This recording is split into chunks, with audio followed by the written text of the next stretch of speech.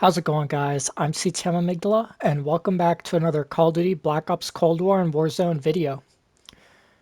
So in today's video, I'm going to be going over a slew of things that have been going on within the past week between Call of Duty Cold War and Warzone. I know I've been missing in action for a little bit, and I've been really busy lately, just like wrapping up the semester and getting the summer going.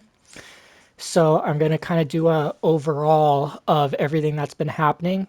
And in today's video specifically, I'm going to be going over some new store items like bundles and stuff, as well as a couple of updates that happened within the past couple of weeks regarding like weapon changes, new things in Warzone, and stuff of that nature. So if you guys enjoyed this video, be sure to click that like button and also don't forget to subscribe. Alright, so to get started, we've got a new event, and this has been going on for a little while, so I'm assuming a lot of you guys should have these completed by now. I personally haven't been going for them really at all. The ones that I do have done, I've just gone done naturally because I don't really care about the blueprint for these weapons since I already have DM Ultra, which I can use and I think does look a little bit better than any of the blueprints in the game and stuff, aside from the reactive, of course. But along with this 80s Action Heroes event, we also got some store bundles for Rambo and John McClane. And we can see these right here. So here is what the Rambo skin looks like in Call of Duty Warzone. And then it comes with a couple of tracer pack guns. I think this one's for the, I don't know the name of it. It's the third LMG in Cold War. And this one's going to be for the AK-47 in Cold War specifically. And you've got two finishing moves. I don't think I can actually play them. Some calling cards and stuff. And then for the John McClane or the Die Hard pack, you get the John McClane skin, which is on screen now. You get more tracer pack weapons, 3 of them this time. So you get a weapon skin for the Farah with gold and orange tracer rounds. You get a weapon skin for the MP5, and then a weapon skin for the Cold War AUG, as well as a finishing move, double XP token, and some calling cards and stuff. And then on top of that, we also have 2 new bundles. The first one's going to be the Death's Veil Maxis, and this is what this one looks like. So this one's for Samantha Maxis, the operator skin in Cold War. And then it comes with a couple of standard weapon blueprints, the LMG and then the MAC-10, and then just some calling card, vehicle skin, and stuff like that. And then the last one, and this one I believe actually came out yesterday, is the Road Rage bundle, and this one's based off of the movie Mad Max. And as we can see here, we've got a Ultra Sniper. I believe this is actually for the Pellington. So I don't think it's going to actually show us how the reactive looks. However, what happens to the gun is it starts getting flames along the top of it where the spikes are. And the flames just kind of get brighter and stuff the more kills you get.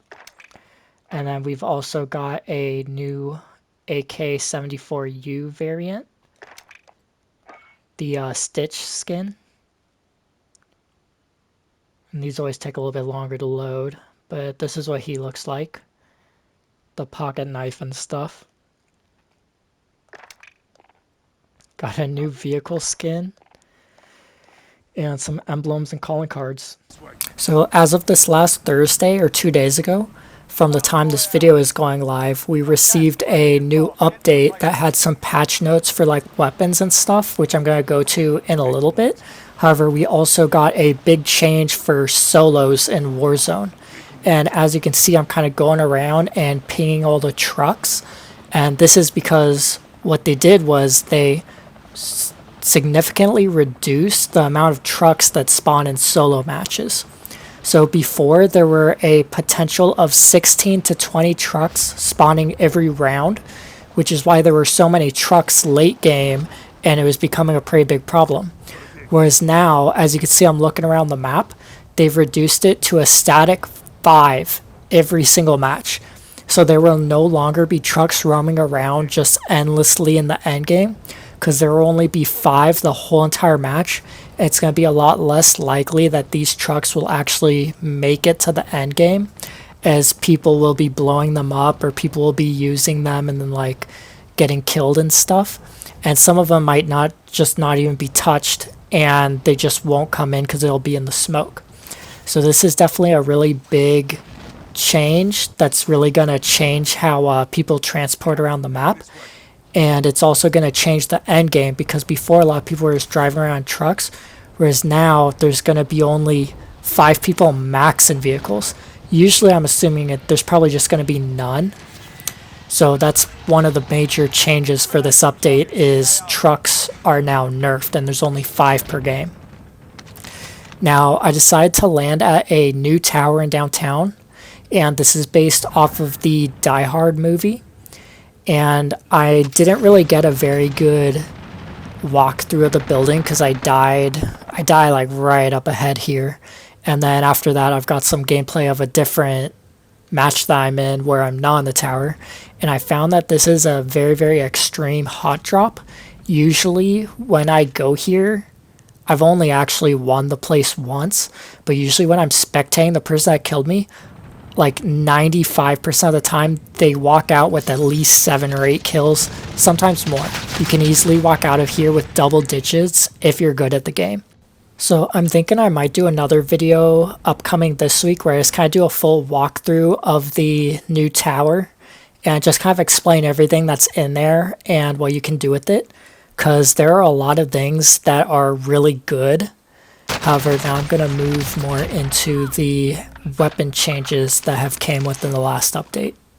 So it's just a couple of minor changes, and they primarily hit the AMAX and the FARA. So with the AMAX, what they did was they essentially decreased the headshot damage that the gun does by 1. So I don't remember the exact statistics of it, but instead of doing, say, a 32, it now does 31 damage to the head. So it's very, very small, and unless you're like missing multiple bullets, you're not going to really notice that much of a difference in time to kill, because it's such a small, insignificant number anyway. Now with the FARA, they actually gave it a slight nerf and a slight buff. So what they did with the FARA was they gave it more hipfire spread, so it's going to be less viable up close while you're trying to hipfire.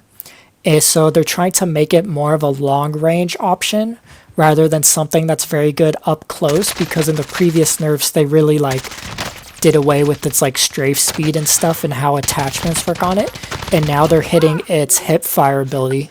However, along with that, they're tightening its recoil, so it's a lot more easy to control now, which is definitely good if you want to use the FARA at longer to medium ranges, which is where it will now excel, and it could possibly even change the medium to long range meta, which I'll have to do some testing, and we'll be seeing that over the next couple of days.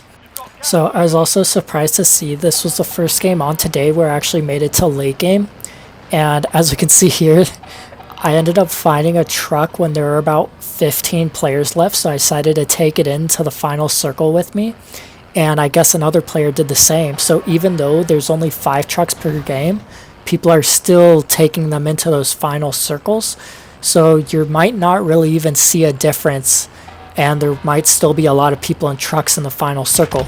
The only difference is there's going to be a lot less of them that spawn per game in general. I hope you guys enjoyed this video, and I'll see you guys in the next one.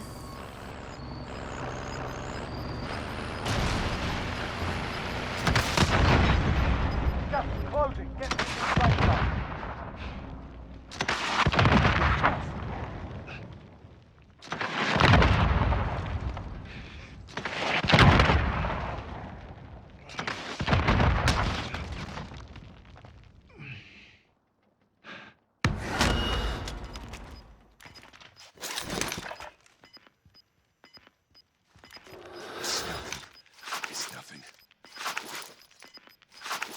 Gas is closing in.